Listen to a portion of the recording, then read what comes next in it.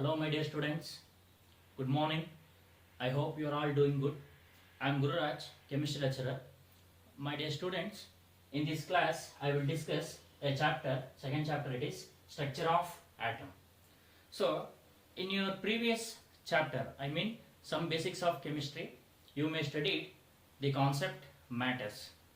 Then, what do you mean by matter? Matter is anything. If you say it is a matter, matter is anything which has some mass which occupies this space. We call it as matter. So, while studying matter, you have studied it is made by small particles that we call it as atoms. What are atoms? Atoms are the smallest tiny indivisible particles. Atoms are smallest tiny indivisible particles. So this we studied in first chapter. So in this chapter we have structure of atom. We have to know what is the actual structure of atom, how it is formed, then what are the particles which is present in the atom. So for this, initially this atom is derived from the Greek word that is atomio. So atomio is the Greek word, so which means non-divisible. ಅಂದ್ರೆ ಅಟಾಮಿಯೋ ಅನ್ನೋ Greek word ಏನ್ ಹೇಳುತ್ತೆ ಅಂತ ಹೇಳಿದ್ರೆ atom ಅನ್ನೋದು ನಾನ್ divisible ಅಂತ ಹೇಳುತ್ತೆ. So atom ನ ನಾವು ಡಿವೈಡ್ ಮಾಡಕ್ಕಾಗಲ್ಲ ಅಂತ. ಸೊ ಇನ್ 1808 ಜಾನ್ ಡಾಲ್ಟನ್ ಅನ್ನೋ ಸೈಂಟಿಸ್ಟ್ ಒಂದು ಅಟಾಮಿಕ್ ಥಿಯರಿಯನ್ನು ಕೊಡ್ತಾನೆ. ಅದನ್ನ ನೀವು ಕಲ್ತಿರ್ತೀರ, ಜಾನ್ ಡಾಲ್ಟನ್ ಅಟಾಮಿಕ್ ಥಿಯರಿ ಅಥವಾ ಡಾಲ್ಟನ್ಸ್ ಅಟಾಮಿಕ್ ಥಿಯರಿ. ಸೊ ಡಾಲ್ಟನ್ ಏನ್ ಹೇಳ್ತಾನೆ, ಆಟಮ್ಸ್ ಆರ್ ಇಂಡಿವಿಸಿಬಲ್. ಆಟಮ್ ಅನ್ನೋದು ಇಂಡಿವಿಸಿಬಲ್ ಅಥವಾ ಇನ್ವಿಸಿಬಲ್. ಆಟಮ್ ಅನ್ನೋದು ನಮ್ಮ ಕಣ್ಣಿಗೆ ಕಾಣಲ್ಲ, ಅದು ಇಂಡಿವಿಸಿಬಲ್ ಆಗಿರುತ್ತೆ ಅಂತ ಜಾನ್ ಡಾಲ್ಟನ್ ಹೇಳ್ತಾನೆ. ಸೊ ಜಾನ್ ಡಾಲ್ಟನ್ ಪ್ರಕಾರ ಯಾವುದೇ ಒಂದು ಮ್ಯಾಟರ್ ಎಕ್ಸಿಸ್ಟ್ ಆಗಿದೆ ಯೂನಿವರ್ಸ್ ಅಲ್ಲಿ ಅಂತ ಹೇಳಿದ್ರೆ, ಸೊ ಅದೆಲ್ಲ ಸ್ಮಾಲ್ ಪಾರ್ಟಿಕಲ್ಸ್ ಗಳಿಂದ ಆಗಿರುತ್ತೆ. ಆ ಪಾರ್ಟಿಕಲ್ ಗಳನ್ನ ಅವನು ಆಟಮ್ ಅಂತ ಕರೀತಾನೆ. ಅದು ನಮ್ಮ ಕಣ್ಣಿಗೆ ಕಾಣಲ್ಲ, ಮತ್ತೆ ಅದನ್ನ ಮತ್ತೆ ನಾವು ಡಿವೈಡ್ ಮಾಡಕ್ಕಾಗಲ್ಲ ಅಂತ ಹೇಳಿರ್ತಾನೆ. So later experiments showed that some of the experiments like X-rays experiment, cathode rays experiment and electrical conductance of gases under low pressure, that experiment shows that atoms may further be divided. Atoms may be further be divided and which consists of some subatomic particles. So ಏನು ಹೇಳುತ್ತೆ ಅಂದ್ರೆ ಕೆಲವೊಂದು studies ಆಗುತ್ತೆ further after Dalton. So ಆ studies ಏನು ಹೇಳುತ್ತೆ, experiments ಏನು ಹೇಳುತ್ತೆ ಅಂತ ಹೇಳಿದ್ರೆ ಆಟಮ್ ನ ನಾವು ಮತ್ತೆ ಡಿವೈಡ್ ಮಾಡ್ಬೋದು. ಆಟಮ್ ಒಳಗಡೆ ಸ್ಮಾಲ್ ಇನ್ನು ಕೆಲವೊಂದು ಪಾರ್ಟಿಕಲ್ಸ್ ಗಳಿದೆ. ಸೊ ಬಟ್ ಡಾಲ್ಟನ್ ಏನ್ ಹೇಳಿರ್ತಾನೆ, ಆಟಮ್ ಅನ್ನೋದೇ ಸ್ಮಾಲೆಸ್ಟ್ ಪಾರ್ಟಿಕಲ್, ಅದನ್ನ ಇಂಡಿವಿಸಿಬಲ್ ಮಾಡಬಹುದು ಅಥವಾ ಡಿವೈಡ್ ಮಾಡಕ್ ಆಗೋದಿಲ್ಲ, ಅದನ್ನ ನಾವು ನೋಡಕ್ ಆಗೋದಿಲ್ಲ ಅಂತ ಹೇಳಿರ್ತಾನೆ. ಮತ್ತೆ ಬಂದಂತ ಎಕ್ಸ್ಪೆರಿಮೆಂಟ್ಸ್ ಗಳು ಏನ್ ಪ್ರೂವ್ ಮಾಡುತ್ತೆ ಅಂದ್ರೆ ಆಟಮ್ ಎಷ್ಟೇ ಸ್ಮಾಲೆಸ್ಟ್ ಆಗಿದ್ರು ಕೂಡ ಅದ್ರೊಳಗಡೆ ಇನ್ನ ಸ್ಮಾಲ್ ಸಬಟಾಮಿಕ್ ಪಾರ್ಟಿಕಲ್ಸ್ ಗಳಿರುತ್ತೆ. ಸೊ ಅವುಗಳನ್ನ ಯಾವ ರೀತಿ ಪ್ರೂವ್ ಮಾಡ್ತಾರೆ ಅಂತ ಹೇಳಿದ್ರೆ ಕ್ಯಾಥೋಡ್ ರೇ ಎಕ್ಸ್ಪೆರಿಮೆಂಟ್ ಮತ್ತೆ ಎಲೆಕ್ಟ್ರಿಕಲ್ ಕಂಡಕ್ಟೆನ್ಸ್ ಆಫ್ ಗ್ಯಾಸಸ್ ಮುಖಾಂತರ ಅವುಗಳನ್ನ ಪ್ರೂವ್ ಮಾಡ್ಕೊಂಡು ಹೋಗ್ತಾರೆ. ಸೊ ಹಾಗಾದ್ರೆ ಆಟಮ್ಸ್ ಮತ್ತೆ ಡಿವೈಡ್ ಆದ್ರೆ ಅದ್ರೊಳಗಡೆ ಏನೇನಿರುತ್ತೆ. ಸೊ ಆಟಮ್ ಸ್ಟ್ರಕ್ಚರ್ ನೋಡೋದಾದ್ರೆ, so atom consist of proton, ಅದ್ರೊಳಗಡೆ ಸ್ಮಾಲ್ ಪಾರ್ಟಿಕಲ್ ಪ್ರೋಟಾನ್ ಇರುತ್ತೆ, ಎಲೆಕ್ಟ್ರಾನ್ ಕೂಡ ಇರುತ್ತೆ, next neutron. So atom may be further divided into 3: proton, electron and neutron. So again the study shows that a atom is made by, so suppose if we consider it is an atom, idondu atom anta ನಾವು consider ಮಾಡಿದ್ರೆ, so this atom consists of nucleus. ಈ centre core ನ ನಾವು nucleus ಅಂತ ಕರಿತೀವಿ. So ಈ nucleus ಅನ್ನೋದು positive core ಆಗಿರುತ್ತೆ. So this is positive core. So this is outer most orbit. ಇದನ್ನ ನಾವು ಔಟರ್ ಮೋಸ್ಟ್ ಆರ್ಬಿಟ್ ಅಂತ ಕರಿತೀವಿ. ಸೊ ಈ ಆರ್ಬಿಟ್ ಅಲ್ಲಿ ಎಲೆಕ್ಟ್ರಾನ್ ಇರುತ್ತೆ. ಸೊ ಈ ನ್ಯೂಕ್ಲಿಯಸ್ ಒಳಗಡೆ ನಮಗೆ ಪ್ರೋಟಾನ್ ಇರುತ್ತೆ ಮತ್ತೆ ನ್ಯೂಟ್ರಾನ್ ಇರುತ್ತೆ. ಸೊ ಈ ರೀತಿ ಒಂದು ಆಟಮ್ ಅಂತ ಹೇಳುವಾಗ ಆಟಮ್ ಒಳಗಡೆ ಮತ್ತೆ ಸ್ಮಾಲ್ ಪಾರ್ಟಿಕಲ್ಸ್ ಇದೆ. ಅವುಗಳು ಯಾವ್ದು ಅಂತ ಹೇಳಿದ್ರೆ ಪ್ರೋಟಾನ್, ಎಲೆಕ್ಟ್ರಾನ್ ಮತ್ತೆ neutron.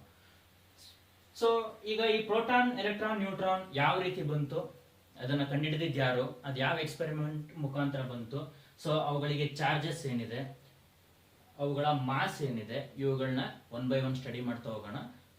Let us move on to discovery of electrons or we can call it as cathode race.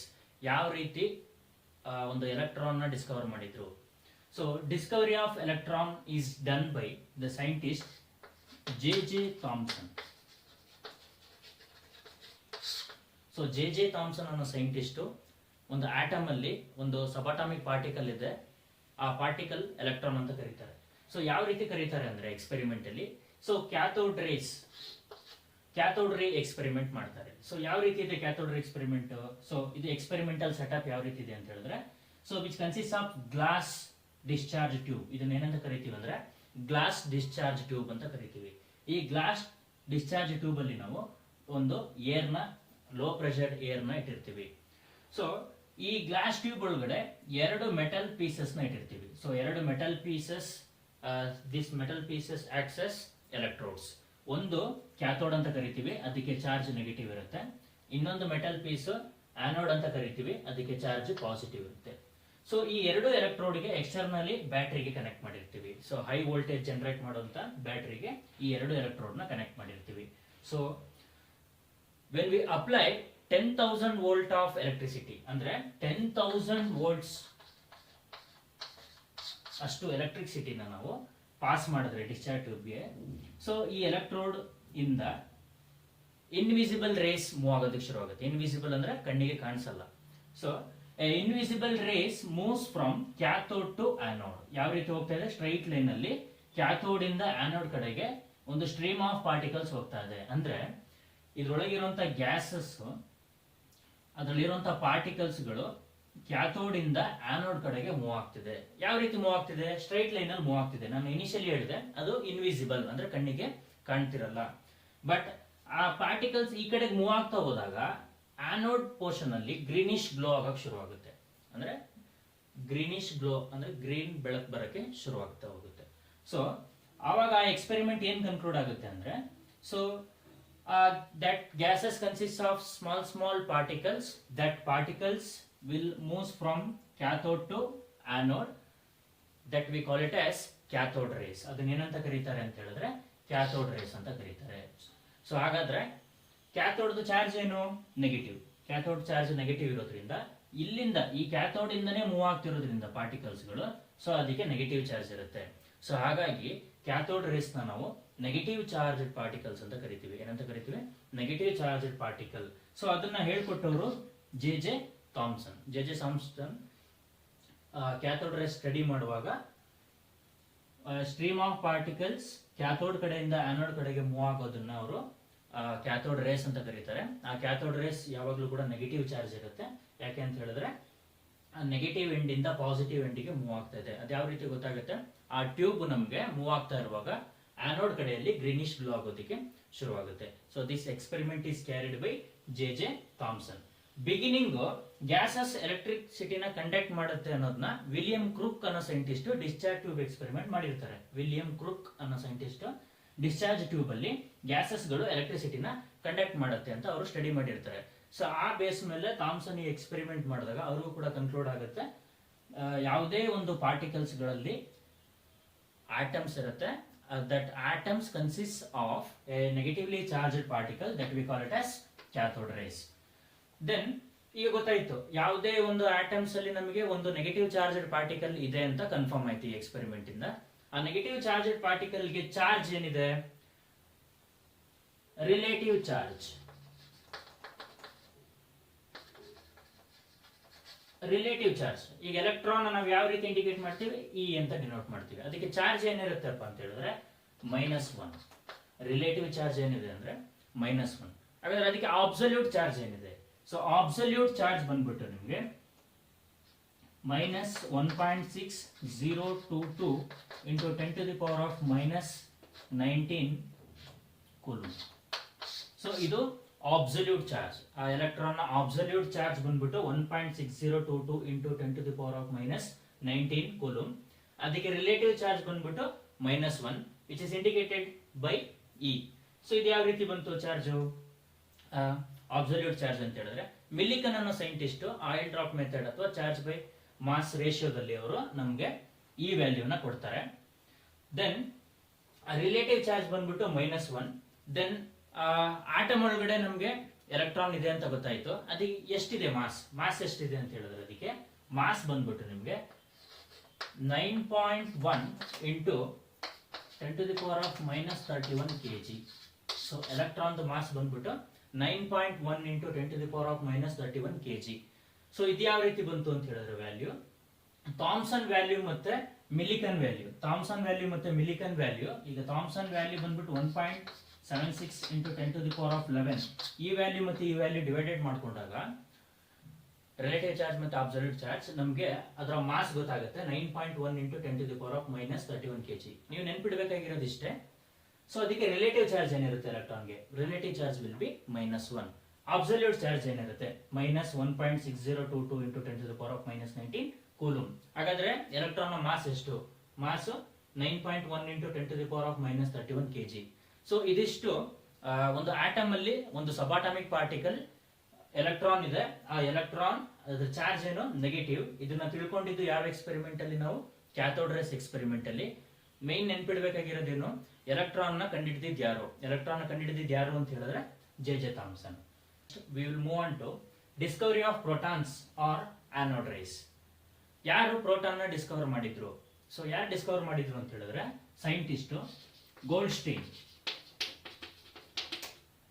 So ಗೋಲ್ಡ್ಸ್ಟೈನ್ ಅನ್ನೋಂಥ ಸೈಂಟಿಸ್ಟ್ ನಮಗೆ ಆಟಮ್ ಒಳಗಡೆ ಒಂದು ಸಬಾಟಾಮಿಕ್ ಪಾರ್ಟಿಕಲ್ ಇದೆ, ಅದಕ್ಕೆ ಪಾಸಿಟಿವ್ ಚಾರ್ಜ್ ಇದೆ, ಅದನ್ನ ಪ್ರೋಟಾನ್ ಅಂತ ಕರಿಬಹುದು ಅಂತ ತಿಳಿಸ್ಕೊಡ್ತಾರೆ.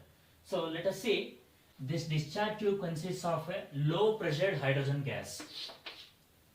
Low pressured hydrogen gas. ಈ ಡಿಸ್ಚಾರ್ಜ್ ಟ್ಯೂಬ್ ಒಳಗಡೆ ಲೋ ಪ್ರೆಷರ್ಡ್ ಹೈಡ್ರೋಜನ್ ಗ್ಯಾಸ್ ನ ಫಿಲ್ ಮಾಡಿರ್ತಾರೆ. ಅಗೈನ್ ಈ ಡಿಸ್ಚಾರ್ಜ್ ಟ್ಯೂಬ್ ಗೆ 2 ಎಲೆಕ್ಟ್ರೋಡ್ಸ್ ನ ಯೂಸ್ ಮಾಡ್ತಾರೆ. ಒಂದು ಆನೋಡ್ ಪಾಸಿಟಿವ್ ಚಾರ್ಜ್, ಇನ್ನೊಂದು ಕ್ಯಾಥೋಡ್ ನೆಗೆಟಿವ್ ಚಾರ್ಜ್. ಇಲ್ಲಿ ಪ್ರೀವಿಯಸ್ ಕ್ಯಾಥೋಡ್ ರೇ ಎಕ್ಸ್ಪೆರಿಮೆಂಟ್ ಗಿಂತ ಇಲ್ಲಿ ಎಲೆಕ್ಟ್ರೋಡ್ ನ ಮಾಡಿಫೈ ಮಾಡಿರ್ತಾರೆ. ಇದನ್ನ ಪರ್ಫರೇಟೆಡ್ ಕ್ಯಾಥೋಡ್ ಅಂತ ಕರೀತಾರೆ. ಸೊ ಅಗೈನ್ ಈ 2 ಎಲೆಕ್ಟ್ರೋಡ್ ನ ನಾವು ಎಕ್ಸ್ಟರ್ನಲ್ ಬ್ಯಾಟರಿಗೆ ಕನೆಕ್ಟ್ ಮಾಡಿರ್ತೀವಿ. ಯಾವಾಗ ಹೈ ವೋಲ್ಟೇಜ್ ಪಾಸ್ ಮಾಡ್ತೀವೋ ಡಿಸ್ಚಾರ್ಜ್ ಟ್ಯೂಬ್ಗೆ, ಅವಾಗ new type of rays move ಆಗೋದಕ್ಕೆ ಶುರು ಆಗುತ್ತೆ. ಎಲ್ಲಿಂದ? ಆನೋಡ್ ಕಡೆಯಿಂದ ಕ್ಯಾಥೋಡ್ ಕಡೆಗೆ ಮೂವ್ ಆಗಕ್ಕೆ ಶುರು ಆಗುತ್ತೆ. ಸೊ ಈ ರೇಸ್ ನ ಅವರು ಆನೋಡ್ ರೇಸ್ ಅಂತ ಕರೀತಾರೆ. So this anode rays consist of positively charged particle. ಅಂದ್ರೆ ಆ ಸ್ಟ್ರೀಮ್ ಆಫ್ ಪಾರ್ಟಿಕಲ್ಸ್ ನ ಚಾರ್ಜ್ ಪಾಸಿಟಿವ್ ಇರುತ್ತೆ. ಯಾಕೆ ಅಂತ ಹೇಳಿದ್ರೆ ಬರ್ತಾ ಇರೋದು ರೇಸ್ ಆನೋಡ್. ಆನೋಡ್ ಅಂದ್ರೆ ಪಾಸಿಟಿವ್ ಚಾರ್ಜ್. ಆನೋಡ್ ಇಂದ ಕ್ಯಾಥೋಡ್ ಕಡೆ ಬರ್ತಾ ಇರೋದ್ರಿಂದ ಇದನ್ನ ನಾವು ಆನೋಡ್ ರೇಸ್ ಅಂತ ಕರಿತೀವಿ, ಅಥವಾ ಸಮ್ ವಾಟ್ ಇದನ್ನ ಕ್ಯಾನಲ್ ರೇಸ್ ಅಂತಾನು ಕೂಡ ಕರಿತೀವಿ. ಸೊ ಇದನ್ನ ಹೇಳ್ಕೊಟ್ಟವರು ನಮ್ಗೆ Goldstein. Goldstein is a discoverer of the proton. So ಹಾಗಾದ್ರೆ ಒಂದು ಆಟಮ್ ಒಳಗಡೆ ಒಂದು small particle, again subatomic particle ಇದೆ, ಅದಕ್ಕೆ ಪಾಸಿಟಿವ್ ಚಾರ್ಜ್ ಇದೆ ಅಂತ ತೋರಿಸ್ಕೊಡ್ತಾರೆ ಗೋಲ್ಡ್ಸ್ಟೈನ್. ಸೊ ಹಾಗಾದ್ರೆ ಅದಕ್ಕೆ ರಿಲೇಟಿವ್ ಚಾರ್ಜ್ ಏನಿರುತ್ತೆ? So relative charge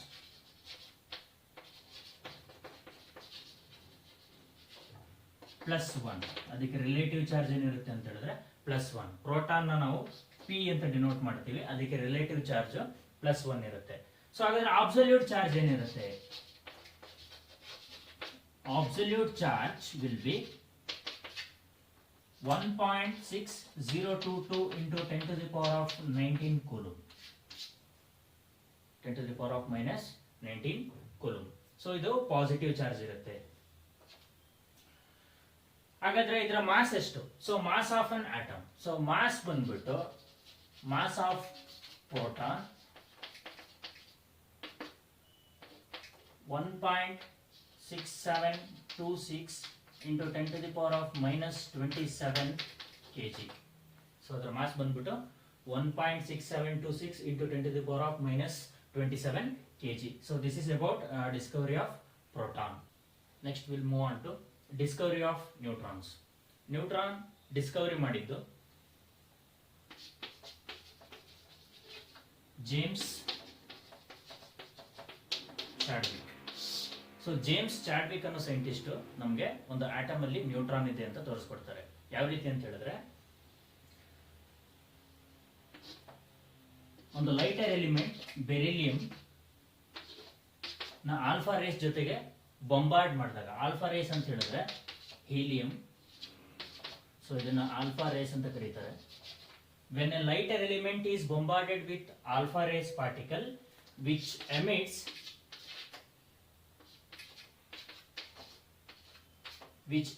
a highly energetic particle, that particle is called as neutron ಅಂತ ಜೇಮ್ಸ್ ಚಾಡ್ವಿಕ್ ಹೇಳ್ತಾರೆ. ಅಂದ್ರೆ ಒಂದು ಲೈಟರ್ ಎಲಿಮೆಂಟ್ ಗೆ ಆಲ್ಫಾ ರೇಸ್ ನ ಬೊಂಬಾರ್ಡ್ ಅಂದ್ರೆ ಕೊಲೈಡ್ ಮಾಡಿದಾಗ ನಮ್ಗೆ ಒಂದು ಹೈಲಿ ಎನರ್ಜೆಟಿಕ್ ಒಂದು ಪಾರ್ಟಿಕಲ್ ಬರ್ತಾ ಇದೆ. ಆ ಪಾರ್ಟಿಕಲ್ಗೆ ಚಾರ್ಜ್ ಇಲ್ಲ, ಬಟ್ ಮಾಸ್ ಇದೆ. ಸೊ ಅದನ್ನ ಆ ಪಾರ್ಟಿಕಲ್ ನ ಅವರು ನ್ಯೂಟ್ರಾನ್ ಅಂತ ಕರೀತಾರೆ, ಜೇಮ್ಸ್ ಚಾಡ್ವಿಕ್. ಹಾಗಾದ್ರೆ ಆಟಮ್ ಅಲ್ಲಿ ಚಾರ್ಜ್ ಇಲ್ಲದೆ ಇರೋಂತ ಕೂಡ ಒಂದು ಸಬಾಟಮಿಕ್ ಪಾರ್ಟಿಕಲ್ ಗಳಿದೆ. ಅದು ಯಾವುದು ಅಂತ ಹೇಳಿದ್ರೆ ನ್ಯೂಟ್ರಾನ್. ಸೊ ಹಾಗಾದ್ರೆ ಇದರ ರಿಲೇಟಿವ್ ಚಾರ್ಜ್ ಏನು, ಅಬ್ಸಲ್ಯೂಟ್ ಚಾರ್ಜ್ ಏನು? ರಿಲೇಟಿವ್ ಚಾರ್ಜ್, ಅಬ್ಸಲ್ಯೂಟ್ ಚಾರ್ಜ್ ಎರಡೂ ಕೂಡ 0. ರಿಲೇಟಿವ್ ಚಾರ್ಜ್ 0, ಅಬ್ಸಲ್ಯೂಟ್ ಕೂಡ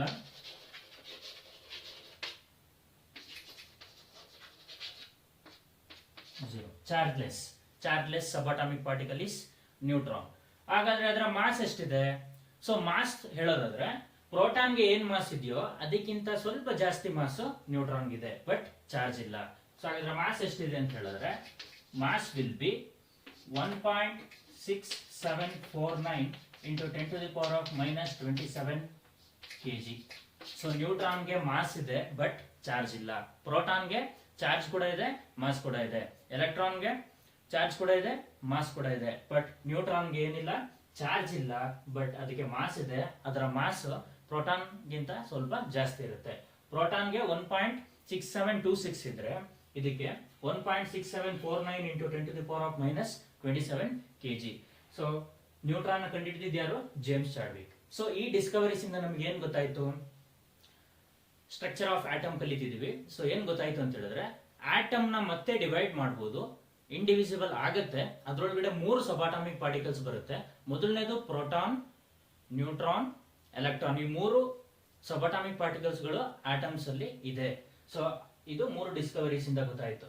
okay, this is about discoveries of proton, neutron, electron is atomic models.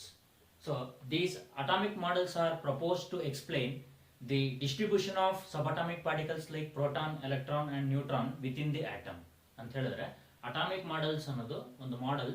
ಅದರಲ್ಲಿ ಆಟಮ್ ಒಳಗಡೆ ಎಲೆಕ್ಟ್ರಾನ್, ಪ್ರೋಟಾನ್, ನ್ಯೂಟ್ರಾನ್ ಯಾವ ರೀತಿ ಅರೇಂಜ್ ಆಗಿದೆ, ಎಲ್ಲೆಲ್ಲಿದೆ, ಯಾವ ರೀತಿ ಡಿಸ್ಟ್ರಿಬ್ಯೂಟ್ ಆಗಿದೆ ಅನ್ನೋದನ್ನ ಅಟಾಮಿಕ್ ಮಾಡೆಲ್ಸ್ ಹೇಳುತ್ತೆ. So in this atomic models 2 types of models are proposed here. First one is Thomson model of an atom. So ಮೊದಲನೇದು atomic model Thomson model of an atom. So initially ನಿಮಗೆ ಗೊತ್ತಿದೆ J Thomson cathode ray experiment ಮುಖಾಂತರ ನಮಗೆ electron ಇದೆ ಅಂತ ತೋರಿಸ್ಕೊಟ್ಟಿದ್ದಾರೆ. So ಅವರು ಒಂದು ಅಟಾಮಿಕ್ ಮಾಡೆಲ್ ಇಂಟ್ರೊಡ್ಯೂಸ್ ಮಾಡ್ತಾರೆ. So that is Thomson model of an atom. So according to Thomson, an atom is a positively charged sphere. So an atom is a positively charged sphere ಅಂತ ಕರೀತಾರೆ. So ಇದೊಂದು atom ಅಂತ consider ಮಾಡಿದ್ರೆ ಅದು ಒಂದು sphere ರೀತಿ ಇರುತ್ತೆ. So it is positive charge ಅಂತ ಹೇಳ್ತಾರೆ. ಅಂದ್ರೆ mass of atom is uniformly distributed. So ಒಂದು ಆಟಮ್ ಮಾಸ್ ಯೂನಿಫಾರ್ಮ್ ಆಗಿ ಡಿಸ್ಟ್ರಿಬ್ಯೂಟ್ ಆಗಿರುತ್ತೆ. ಇದು ಸ್ಪಿಯರ್ ಶೇಪ್ ಅಲ್ಲಿ ಇದೆ ಅಂತ ಹೇಳ್ತಾರೆ J Thomson. So an atom is a positively charged sphere where electrons are embedded. ಅಂದ್ರೆ ಎಲೆಕ್ಟ್ರಾನ್ಸ್ ಗಳು ಈ ಪಾಸಿಟಿವ್ ಸ್ಪಿಯರ್ ಅಲ್ಲಿ ಎಂಬೆಡ್ ಆಗಿರುತ್ತೆ, ಅದರ ಮೇಲೆ ಕೂತಿರುತ್ತೆ. Just like watermelon. So ಇದನ್ನ ವಾಟರ್ ಮೆಲನ್ ಗೆ ಕಂಪೇರ್ ಮಾಡಿದ್ರೆ, ವಾಟರ್ ಮೆಲನ್, ಸೊ ನಿಮಗೆ ವಾಟರ್ ಮೆಲನ್ ಅಲ್ಲಿ ರೆಡಿಶ್ ಏರಿಯಾ ಏನಿದೆ, ದಟ್ ಯೂನಿಫಾರ್ಮ್ ಲೇಯರ್ ನಾವು ಪಾಸಿಟಿವ್ ಕೋರ್ ಅಂತ ಕರಿತೀವಿ. ಈ ಲೇಯರ್ ನಾವು ಪಾಸಿಟಿವ್ ಕೋರ್ ಅಥವಾ ಪಾಸಿಟಿವ್ ಅಂತ ಕರಿತೀವಿ. ಸೊ ಅದ್ರ ಮೇಲೆ ಬ್ಲಾಕ್ ಸೀಡ್ಸ್ ಏನಿದೆ, ವಾಟರ್ ಮೆಲನ್ ಅಲ್ಲಿ ಬ್ಲಾಕ್ ಸೀಡ್ಸ್ ಏನಿದೆ, ಅದನ್ನ ಎಲೆಕ್ಟ್ರಾನ್ಸ್ ಅಂತ ಕರೀತಾರೆ. ಸೊ ಜೆ ಥಾಮ್ಸನ್ ಅವರ ಒಂದು ಮಾಡೆಲ್ ಆಫ್ ಅನ್ ಆಟಮ್ ಯಾವ ರೀತಿ ಎಕ್ಸ್ಪ್ಲೇನ್ ಮಾಡ್ತಾರೆ ಅಂದ್ರೆ, just like A water melon. ಒಂದು ವಾಟರ್ ಮೆಲನ್ ನಾವು ಕಟ್ ಮಾಡಿದಾಗ ಅದರಲ್ಲಿ ಯೂನಿಫಾರ್ಮ್ ಲೇಯರ್ ಏನ್ ಕಲರ್ಡ್ ರೆಡ್ ಕಲರ್ಡ್ ಇರುತ್ತೆ ಫ್ರೂಟ್, ಅದನ್ನ ಪಾಸಿಟಿವ್ ಕೋರ್ ಅಂತ ಹೇಳ್ತಾರೆ. ಪಾಸಿಟಿವ್ ಅದರ ಚಾರ್ಜ್ ಪಾಸಿಟಿವ್ ಇರುತ್ತೆ, ಅದ್ರ ಮೇಲೆ ಬ್ಲಾಕ್ ಸೀಡ್ಸ್ ಏನಿದೆಯೋ ಅದು ಯೂನಿಫಾರ್ಮ್ ಆಗಿ ಡಿಸ್ಟ್ರಿಬ್ಯೂಟ್ ಆಗಿರುತ್ತೆ, ಅದನ್ನ ಅವರು ಎಲೆಕ್ಟ್ರಾನ್ಸ್ ಅಂತ ಕರೀತಾರೆ.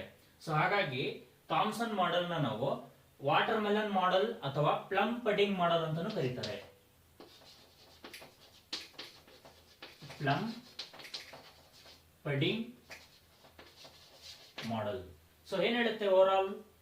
So an atom is a positively charged sphere which embedded on a electrons. So this overall atom is electrically neutral.